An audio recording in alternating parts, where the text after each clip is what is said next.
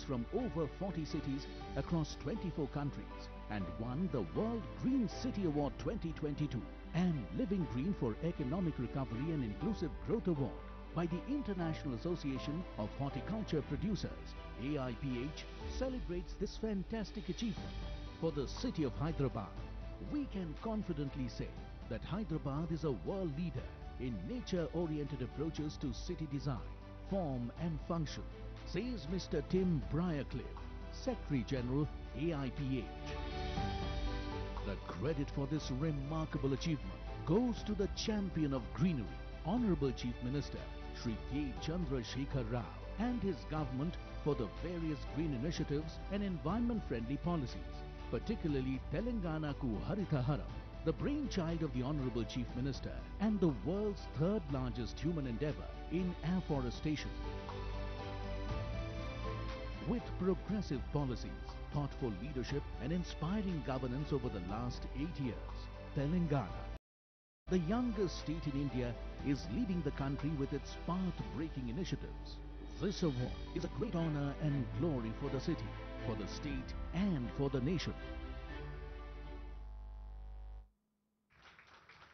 Thank you. Like I said, I'm very glad to be a part of this Replanet initiative of the Times of India, with very specific focus on water and the importance of circular economy.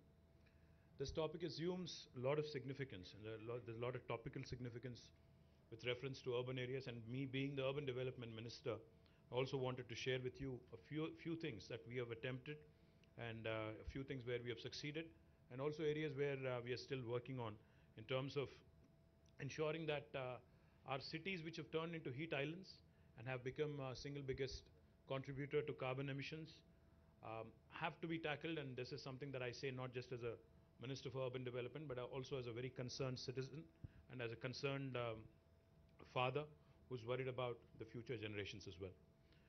As we all understand, as we all know, cities across the world, not just in India, have become the economic engines, propelling our growth stories across the universe, across the planet.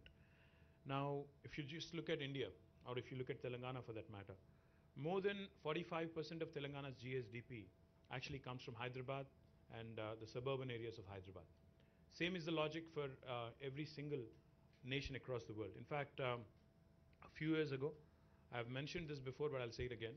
A few years ago, I had a meeting with Satya Nadella, who is the chairman of Microsoft, CEO and chairman of Microsoft. So when I was sharing with him that Telangana is a very urban state and a large chunk of our revenue actually comes from urban pockets, Satya shared something very insightful and interesting.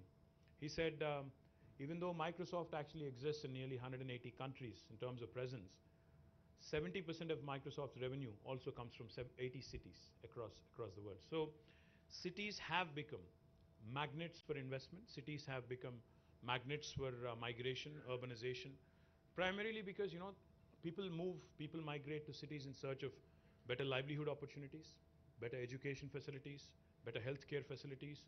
In general, better living standards is what they come in anticipation of. As a result, what we are witnessing today is, Mr. Nitin Gadkari, Honorable Minister, Union Minister, keeps referring to this, and let me paraphrase him a bit. Mr. Gadkari keeps telling us whenever we meet him that whatever urbanization has happened over the last 5,000 years is likely to happen over the next 50 years. The same quantum of urbanization that has happened in the last 5,000 years will be happening again, will be repeating itself over the course of next 50 years. So that kind of points you to the enormity of the challenge at hand for all of us. The importance of urban areas, of course, cannot be overruled. It can be gauged from the fact that while urban areas in terms of geographical expanse constitute for 5%, but they contribute to 46% of the population in Telangana and to about 2/3 of the GSDP of the state. To put it in numbers, let me put it this way. If you look at Telangana as a state, our geographical area that the state currently kind of covers or extends to is about 1,12,000 square kilometers, out of which Hyderabad alone is 675 square kilometers. But if you look at other urban pockets also in the entire state of Telangana, it would not be more than 2,000 square kilometers.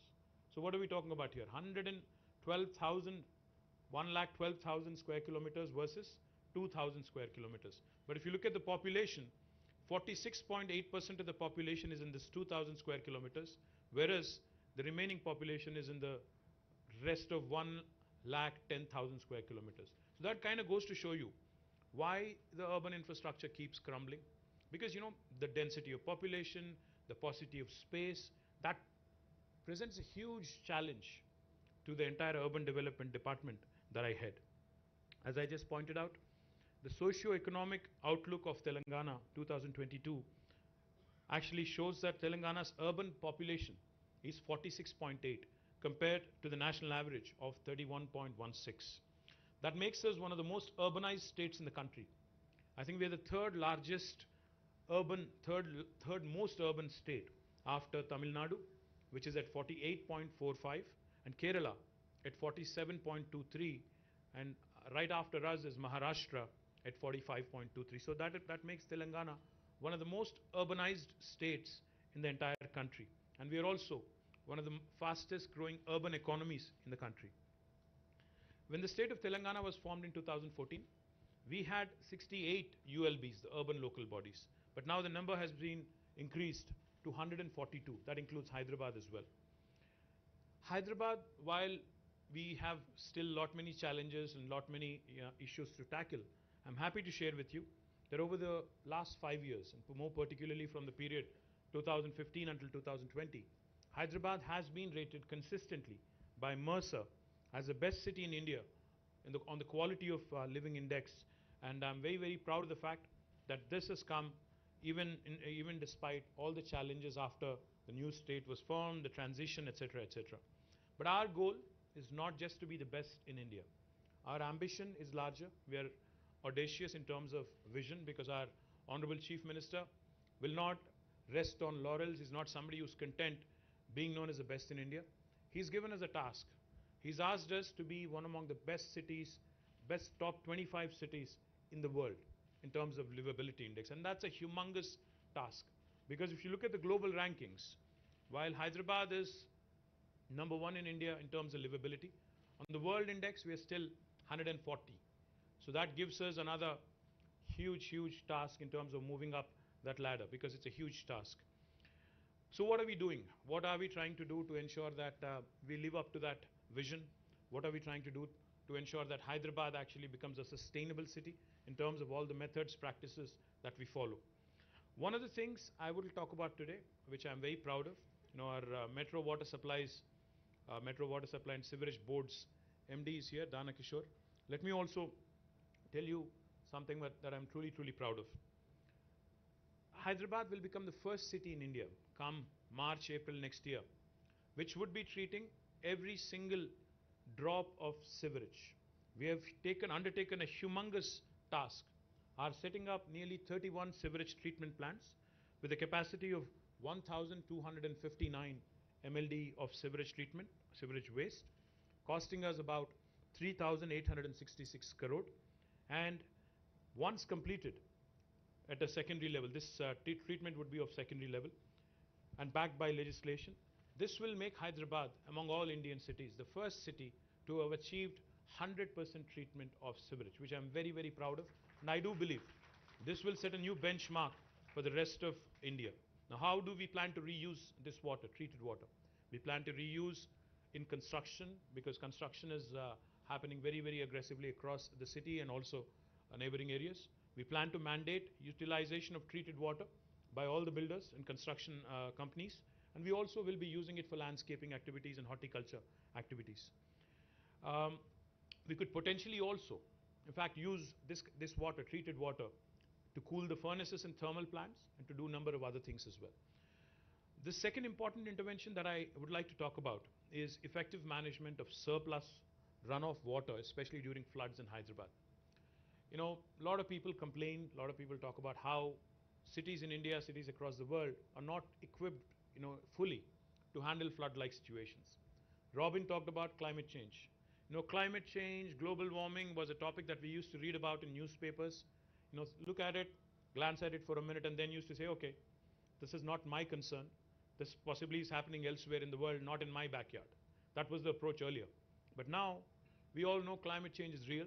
It's already knocking on your doors. It's already at your doorstep. It's affecting all of us. As a person who's involved in public life, as a policy maker, I've been witnessing some very disturbing changes across different seasons. We are now accustomed to unseasonal rains in October. And we are also accustomed to, unfortunately, late arrival of monsoons. We are also accustomed to cloudbursts. And we are accustomed to 45, 46 degrees temperatures in summer. Now, these are unusual patterns. These are exceptional patterns. But looks like exception is going to become the norm. Expecting the unexpected is going to be the challenge for governments.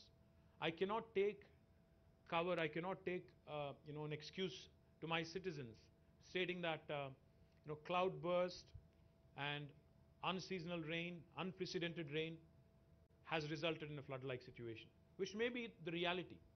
But I don't think the citizens are going to accept that sort of an explanation in future anymore.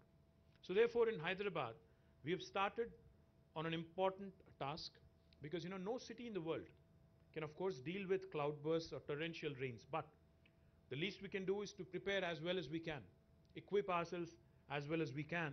And so therefore, we have undertaken a very detailed study. A company called Shah Consultants based in Pune has undertaken this study. The hydrological map of Telangana, hydrological map of Hyderabad has been prepared.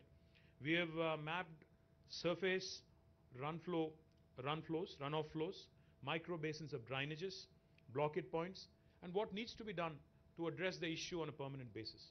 Out of this, we have actually formulated a new idea called a Strategic Nala Development Program, SNDP. Happy to share with you that this Nala development, which has started with about 1,000 crores of initial estimates, has been going well. Of course, there's a long, long way to go, but I do believe that we have made some few decisions and few important projects have been kicked off in the right direction. The third thing I'd like to talk about is solid waste management. When this government came into office in 2014, the total waste collection, municipal solid waste collection in the city of Hyderabad was about 3,500 metric tons per day. But today, that has increased to 6,000 metric tons per day. And what we have done in the last 8 years is we have come out with a policy on ensuring not just municipal solid waste, but all kinds of waste, construction and demolition waste, liquid waste, which is sewage, also biological waste, and e-waste. All of these forms of waste are being processed diligently, are being processed scientifically to ensure Hyderabad becomes a benchmark and Hyderabad becomes a leading example of how a city can function. Now let me elaborate a bit on municipal solid waste. We have in fact commissioned a 20 megawatt plant, South India's largest municipal waste to energy plant in Jawahar Nagar Corporation, which is very close to Hyderabad.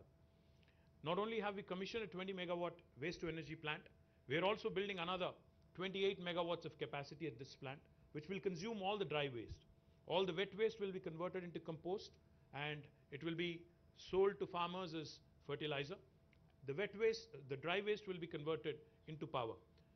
Beyond this 48 megawatts of municipal waste to energy, we are also contemplating setting up another 20 megawatt plant. Altogether, this will take our capacities to nearly 68, I think, 72, I believe, altogether. And this will ensure that 100% of all the dry waste in Hyderabad is converted or incinerated into energy. The other thing I'm very proud of also, Telangana in its municipalities, 142 municipalities, will be completing a very unique program called as the FSTP, the fecal sludge treatment plants. Human waste that's excreted is also now being processed, is also now being handled in a scientific fashion, and we are ensuring that on a modular basis, all municipalities by the end of next fiscal will be having a fecal sludge treatment plant. We've already completed this in 68 municipalities. We're also trying to cover the remaining by the end of this fiscal. Let me also quickly talk about some heritage restoration that we're very, very proud of, in Hyderabad. Recently as yesterday, I think it was, you may have seen a clipping in Times of India as well. In fact, I thank the entire team of Times of India for running a brilliant piece on heritage conservation and what needs to be done by the state, by the people, by the citizens, etc. I'm very proud that two of very important monuments, the step wells in Kuli Qutub Shah tombs have been recognized by UNESCO, and so has the Domakonda Fort in Kamareddy district. Both of these have been recognized by UNESCO as World Heritage Monuments, but our ambition is larger. We want Hyderabad to be recognized as a World Heritage City, and we are working diligently towards it. Let me talk a bit about restoration of heritage structures that we have done as a, have been involved in as a government. One of the things I'm very proud about is the restoration of Mozum Zahi Market, which has once again regained its lost glory. Because I remember as a kid, as a student, I used to frequent the Mozum Zahi Market. You know, it is famous for its market, and also I don't know how many of you have had famous ice cream there. It is truly famous. You should try it if you haven't. Likewise, the clock tower at Mehboob Chowk, Sultan Bazaar, the CSI Church, Ram Gopal Pet Police Station at Monda Market, and Shah Ali Banda. All of these are being restored. We've also done Kaman restoration at Maula Ali Kaman, Char Kaman at Charminar, and Bansilal Pet Kaman at Secunderabad. I'm also happy to announce that restoration of step wells. I'm happy Kalpana Ramesh is here. She's been doing some pioneering work in restoration of step wells. Bapu Ghat, where she was also involved, her team was involved. Bansilal Pet, my compliments to you, Kalpana, and the entire team of municipal administration and others who have worked together. Gachi Bauli, Victoria Memorial School, Goshala, 6 step wells which have been restored by the Aga Khan Foundation at Kuli Qutub Shahi Tombs, and 2 step wells at Narayanpet and 1 at Chautupal. The initiative, which started at a small scale with the cooperation of Rainwater NGO, is now fast becoming a public movement, and a lot of people are taking pride in the restoration that has been done. In addition, we've also taken up some restoration works at Ashur Khana, Hussaini Alam, Darbar Hall, Koti Women's College, and restoration of Kuli Qutub Shahi Tombs. Our upcoming restoration works also include reconstruction of Mehboob Chowk, popularly known as the Murgi Khana or Murgi Chowk, Sardar Mahal, Julu Kaman, Lad Bazar, Mir Alam Mandi, State Central Library, Sheikpet Sarai, and Khurshid Zahi Devdi. These are some of the few. In fact, Hyderabad has about 218 heritage structures, both private and public. Our ambition, our goal, is to ensure that each of these structures is diligently restored and maintained for the benefit of our future generations. We're very confident. I mean, I can go on with a number of such initiatives, but we are very, very confident that with all these initiatives, by way of creating a circular economy, by focusing on sustainability, by ensuring that we also conserve our heritage structures, we will qualify to be among the list of UNESCO cities for World Heritage, as a World Heritage City. We've already been recognized by UNESCO in their list of cities for gastronomy. As you all know, Hyderabad's biryani is truly, truly world famous. So we have been recognized by UNESCO among the list of gastronomical cities popular for gastronomy. And again, like I mentioned, because of the work done by Aga Khan Foundation at the stepwells in Kuli Qutub Shahi Tombs, we've again been recognized by them. But our effort is to ensure that this continuous exercise, endeavor, to maintain that perfect mix of modernity and old world charm, rich heritage and culture, the Ganga Jamuna Tehzeeb that Hyderabad is known for, will prosper, will thrive, and every Hyderabadi eventually will feel proud of all the work that is being done by the government and its citizens. I'd like to play a small video before I close out so that you understand exactly what is being done.